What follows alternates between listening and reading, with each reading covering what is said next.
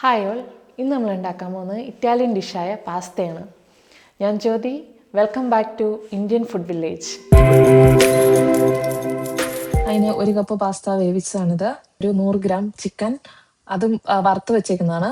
ഒരു medium size തക്കാളി cut ചെയ്തത്, ഒരു മീഡിയം സൈസ് സവോള കട്ട് ചെയ്തത്, ക്യാപ്സിക്കം ഒരെണ്ണം കട്ട് ചെയ്തത് ചെറുത്, എരിവുള്ള മുളക് ഒരെണ്ണം കട്ട് ചെയ്തത് ചെറുതായിട്ട്, വെളുത്തുള്ളി 5 എണ്ണം ചെറുതായിട്ട് കട്ട് ചെയ്തത്, ചീസ് 4 പീസ്, ബട്ടർ ആവശ്യത്തിന് നമുക്ക് എടുക്കാം, ഉപ്പ്, വെള്ളം.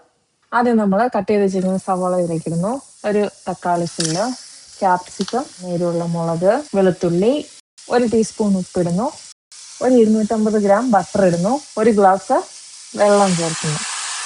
ഇനി നമുക്കിതൊന്ന് 2 മിനിറ്റ് മൂടി വെച്ച് വേവിക്കാം.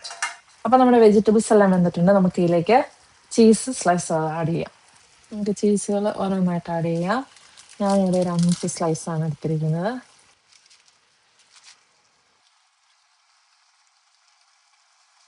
അപ്പോൾ നമ്മുടെ ക്രീമിയായ ചീസെല്ലാം നല്ല നമുക്ക് അലുത്തിട്ടുണ്ട്.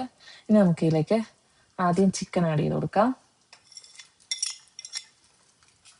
ഇനി നമ്മൾ വേവിച്ച് വെച്ചിരിക്കുന്ന പാസ്ത ആഡ് ചെയ്യാൻ പോവാണേ.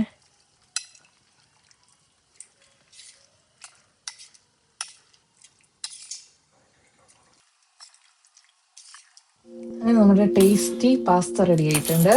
ഇനി നമുക്കിത് കഴിക്കാം.